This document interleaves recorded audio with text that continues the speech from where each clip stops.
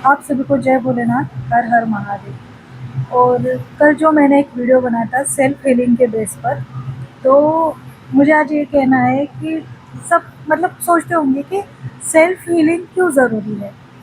तो ये इसलिए ज़रूरी है कि बचपन से हमने पता नहीं कितने घाव, कितने जो तुलना होती है बच्चों बच्चों में या बड़े होने के बाद, या आप एक सर्टेन एज क्रॉस करते हो तब तक मतलब हर चीज़ में आपकी तुलना होती रहती है। कोई कुछ बोल जाता है, कोई अपने मन में बहुत सी चीज़ें रह जाती है, हम स्टोर करके रखते हैं। मैंने जैसे कहा था कि हमारा बॉडी हर एक पेन होल्ड करके रखता है। तो ये सही है कि हाँ, हमने बचपन से लेके अब तक बहुत सारे घाव अपने मन में दबा कर रखे हैं। हमने उसे अपने से दूर नहीं किया, और जब जब हम एकांत में होते हैं तो हम पुरानी बातों को याद करते हैं, और सेम हमारी एनर्जी उसी लेवल पर जाती है। हमें जीवन में आगे बढ़ना चाहिए, लेकिन हम जब जब पेन फील करते हैं, दुख को मतलब महसूस करते हैं, तब तब आप देखोगे कि आपकी एनर्जी लो होती रहेगी।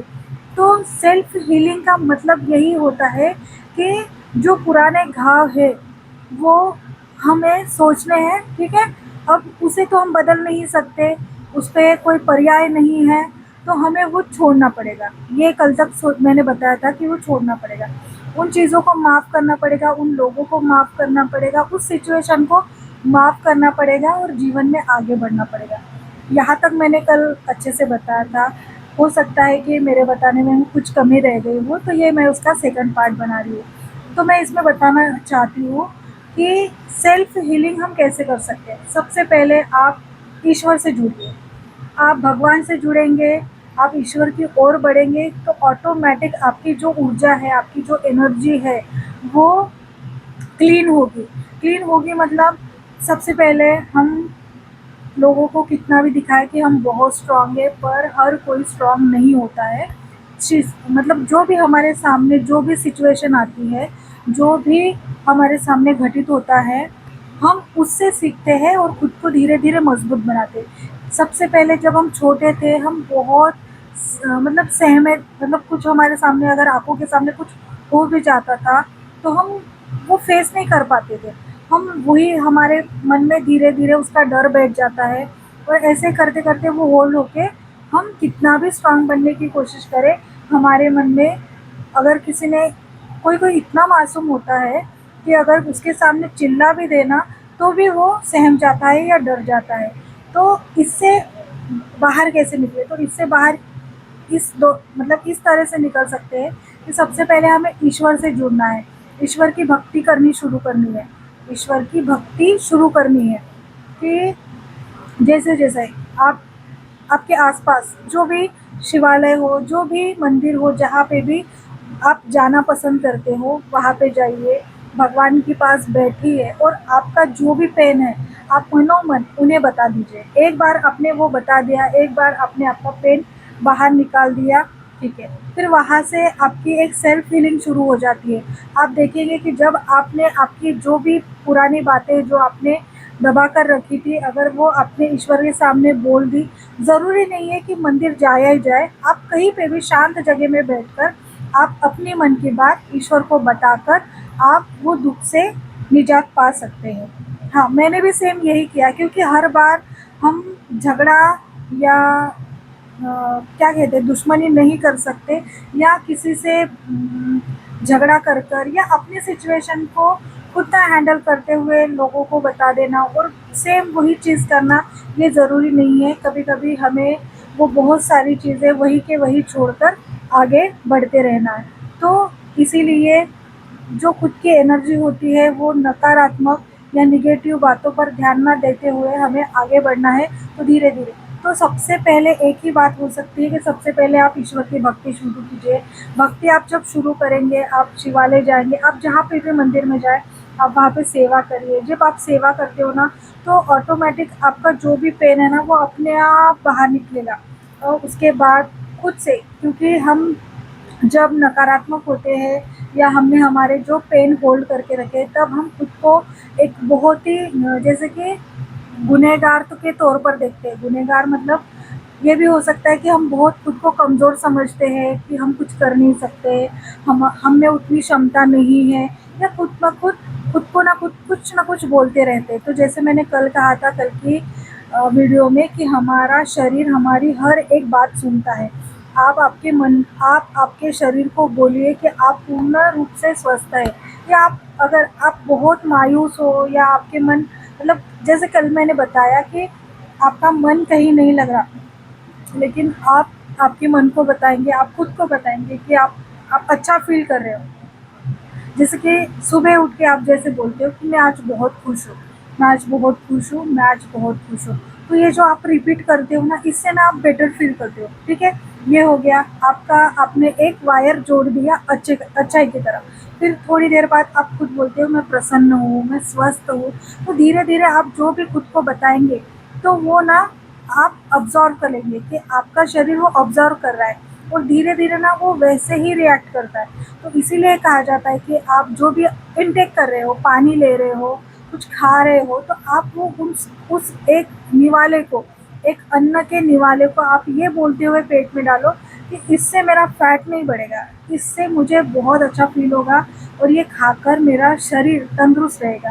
तो आपको ना आपका शरीर बिल्कुल नाराज़ नहीं होगा, क्योंकि आपने हर वो चीज़, कहते हैं कि आपने कभी एक मिरेकल सुना होगा या देखा भी होगा, कोई कोई ब्लेड्स खा रहा है, वो भी हमारा स्टमक उसे डाइजेस्ट कर लेता है। तो सोचो अंदर कितना, मतलब भगवान ने क्या बना रखा है हमें, मतलब एक चमत्कार है हर चीज़।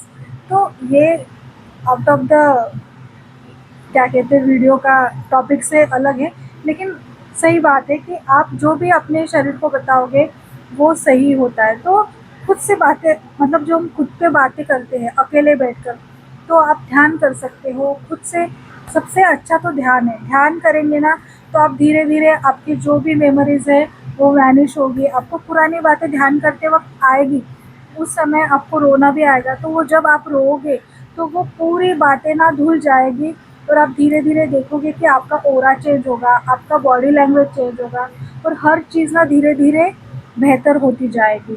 तो सेल्फ हीलिंग होने के बाद हम एक बेटर पर्सन बन सकते हैं, क्योंकि ईश्वर ने सबके जीवन में वही दिया है। हम हमें लगता है कि हम कुछ अलग है, या हमारे साथ ही ऐसा हो रहा है, हमारे साथ ही, मतलब हम ही दुखी हैं, भगवान जी हमें ही दुःख दे रहे हैं, हमें ऐसा लगता है। और एक समय में सबको यही लगता है कि हम सबसे ज़्यादा दुखी हैं।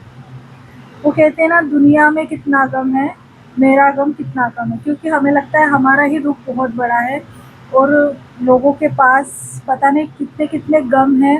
और सबसे ज़्यादा सेल्फ हीलिंग की शुरुआत तब होती है जब हम ईश्वर को धन्यवाद करते हैं उन चीज़ों के लिए जो हमारे पास है। और अगर आप उन चीज़ों पे ध्यान दोगे जो आपके पास नहीं है, तो इससे ना आपके मन को बहुत पीड़ा होगी, क्योंकि इस दुनिया में सबको सब नहीं मिलता, हर किसी को कुछ नहीं मिलता। तो हमें जितना मिला है उतना बहुत है, और मालिक, अगर हमारा कर्म अच्छा होगा, हमारा सब कुछ अच्छा होगा, तो मालिक हमें उससे भी ज़्यादा नवाजेंगे।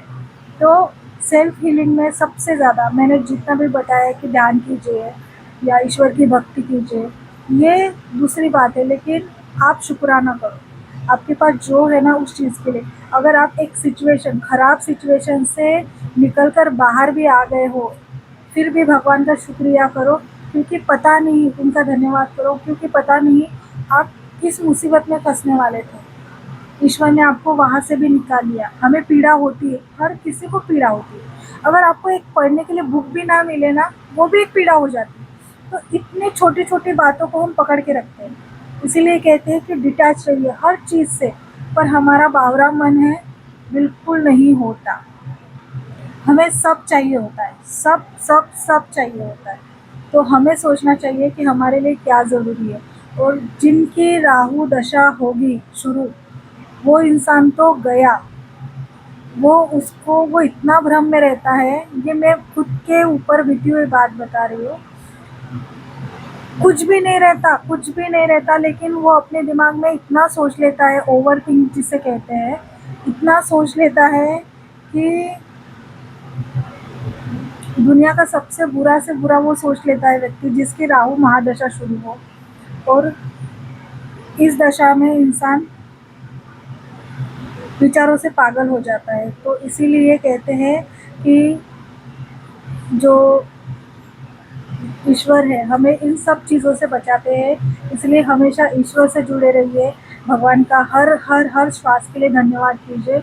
और बहुत सी बातें हैं शायद मैं उस तरह से नहीं समझा पा रही हूँ, लेकिन ये मैं अपने एक अनुभव के लिए बना रही हूँ वीडियो, जो मैं बताती हूँ ताकि भविष्य में मैं भी देखूँ। और अगर इससे किसी का फ़ायदा हो तो ये तो बहुत बड़ी कृपा है ईश्वर की। तो अपने ऊपर काम कीजिए, सेल्फ हीलिंग शुरू कीजिए, खुद को माफ़ करिए। जो भी बातें आपने पास में करी है उन चीज़ों को खुद को माफ़ कीजिए। सबसे पहले खुद को माफ़ करना ज़रूरी है, क्योंकि हमारे साथ वही हुआ है जो लिखा था, जो होना था वही हुआ है, कुछ नया नहीं हुआ है। इसीलिए खुद को माफ़ करिए। ईश्वर ने सबके लिए सब कुछ अच्छा लिख रखा है, इसलिए ध्यान रखिए और खुद के ऊपर ध्यान दीजिए। भगवान का धन्यवाद करें। हर हर महादेव।